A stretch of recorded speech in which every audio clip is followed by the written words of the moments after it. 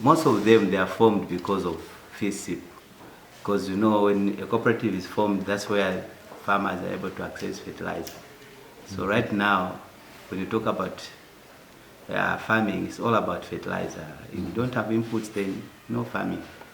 So they don't have the vision for the real cooperative.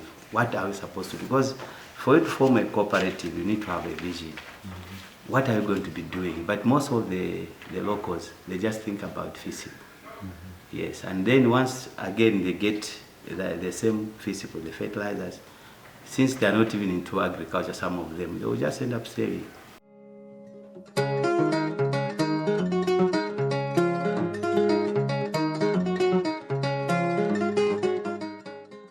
The second phase of the Zambia Agribusiness and Trade Project, ZATP II, targets a total of 133,500 direct beneficiaries.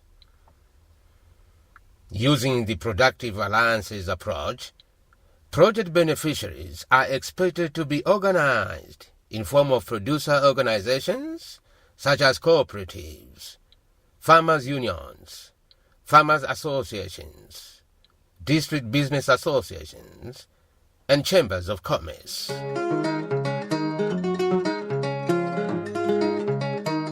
Under Component 1 on supporting access to markets and finances, the project provides Market Connect services, matching grants, and a line of credit managed by Zambia National Commercial Bank, ZANACO.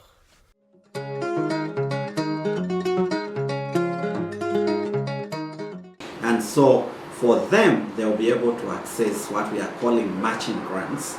And matching grants in the sense that the project will definitely come up with some help up to a certain percentage, and in this case we are talking of 60% of the financial requirements of the farmers, and then the 40% the farmers will have to come with that, so that the total gives us 100%. Why is this model being implemented in this way? We do not want to have a situation where we give grants 100%. When you do that, you don't really encourage a sense of responsibility and ownership in the people that are receiving support. So what we want is the people that are going to receive this support should put the skin in the game. They should feel a pinch if they were to be reckless, because even part of their investment would be lost if the investment was not to perform very well. To access matching grants, registered cooperatives, district business associations, district farmers associations, and community-based organizations are expected to have good governance systems.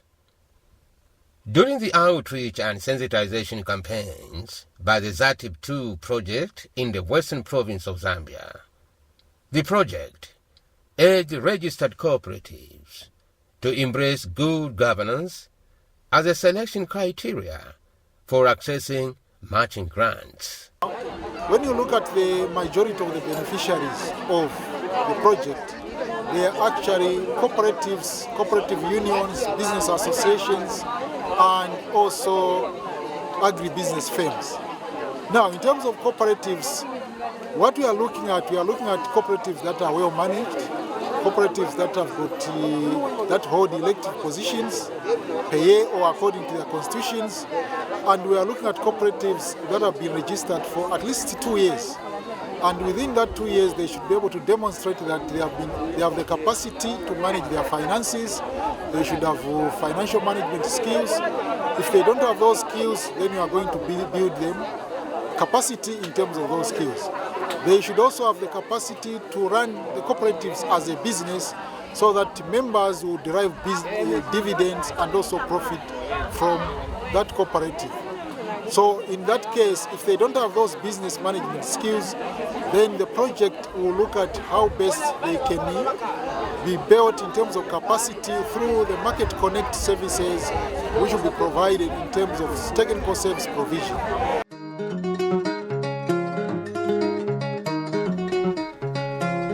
Senanga District Cooperatives Officer Noida Munkombwe challenged cooperatives to improve on good governance, as most of them fail to meet minimum requirements for good governance. The challenges that are there with our cooperatives, mostly on the management or governance. You find that most of the cooperatives, when the year comes to an end, they don't want to hold annual general meetings to review the performance of their cooperatives. Apart from that, you find that they shun these meetings simply because they want to keep on being in the same positions. Because of some of the incentives they get from being board members.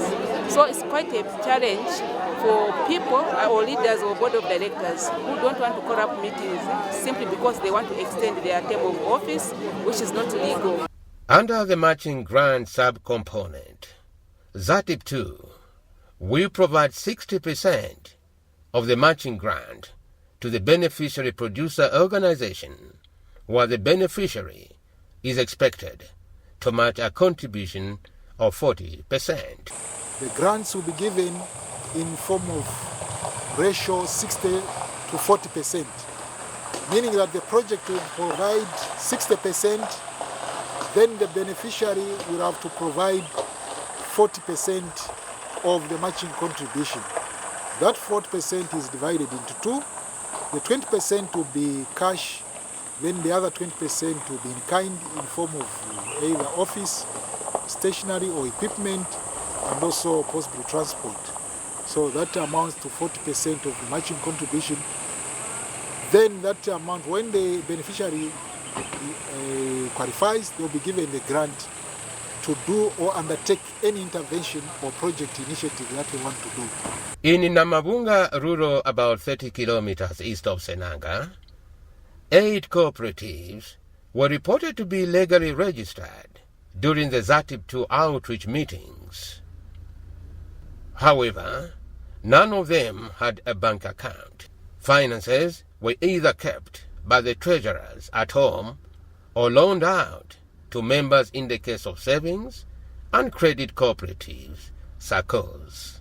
The mindset should start with the leaders, like even our civic leaders. They need much more of mindset in one or another. The traditional leaders. And then we can go down now to even those specific people and individuals who are coming for the loans or the grants, to make sure that they understand this money that we are getting is not only for consumption, but it has to be a seed which should bring out more and more to help even the communities around us. It shouldn't be like they collect today and then they want to get more money tomorrow, but they should collect today and know that we have been given what to start with. Now it's for us to sustain ourselves. If the grants will come next time, let them help the neighbors, not us, because we are already covered.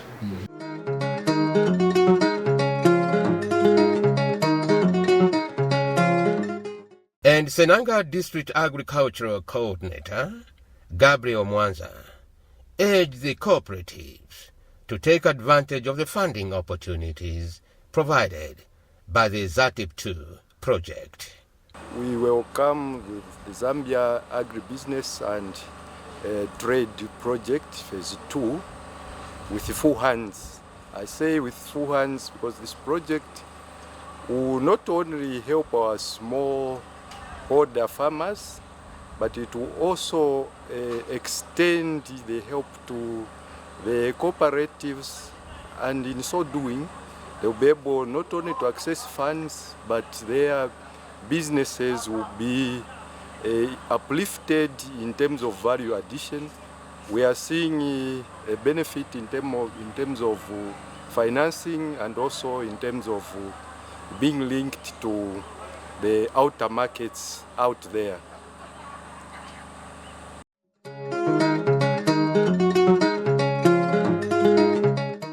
I'm happy today to have been visited by the people from Osaka to sensitize our people here concerning cooperatives. So I'm happy that the government has done well to send the the team to our area so that people should know that when they join cooperatives and they can achieve anything they want to ask from the government. Through those cooperatives, they can make some savings and so many other resources to achieve their lives. ZATP II will not turn away the cooperatives that failed to meet minimum requirements to access matching grants. The project will provide technical support in the form of capacity building and training through the Market Connect services. We have a subcomponent called subcomponent 1A, which is Market Connect. That subcomponent aims to provide technical advisory services to all the would-be beneficiaries in terms of capacity building if they fail to meet the benchmarks or standard requirements for getting finance. That will be provided in form of matching grants and also a line of credit.